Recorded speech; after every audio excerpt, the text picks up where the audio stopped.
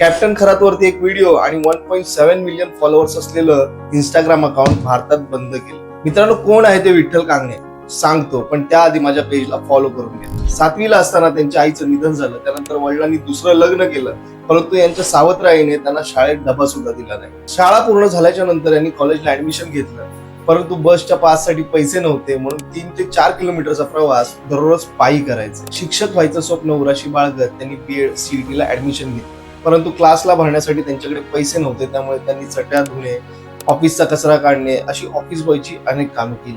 BEd CET ची exam फक्त 6 मार्कांनी गेली, पण त्याआधीच ते फॉरेस्टची एक्झाम पास झाले होते. फॉरेस्ट मध्ये त्यांना नोकरी तर लागली, परंतु शिक्षक व्हायचं स्वप्न त्यांना बेचैन करत होतं. त्यासाठी त्यांनी फॉरेस्टची ही नोकरी सोडली आणि प्रायव्हेट ट्युशन मध्ये ते शिकवायला लागले.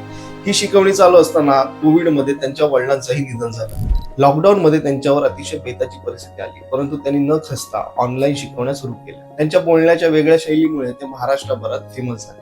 गोरगरीब शेतकऱ्यांची लेकरं मोठी झाली पाहिजेत असं ते त्यांच्या भाषणामध्ये ठणकावून सांगतात. ही ऑडिओ क्लिप नीट आहे का? हा सर, बीड पोलीस मध्ये 2 भावाचं झालंय आणि उस्मानाबादला 1 जण झालाय. तुमचे ते 15 रुपयाची बॅच जी दिलती का तुम्ही, ते म्हणजे ते एकदम आमच्यासाठी रामबाण ठरली सर, नाही का? भरतीमध्ये क्षेत्रातले किंग आहेत, राजा आहेत सर. तुम्ही पोरासाठी लय केलं सर तुम्ही. महाराष्ट्रातील गोरगरीब आणि गरजू विद्यार्थ्यांना अशा शिक्षकांची गरज आहे. तुम्हाला विठ्ठल कांगणे सरांबद्दल काय वाटतं ते कमेंट करून नक्की कळवा.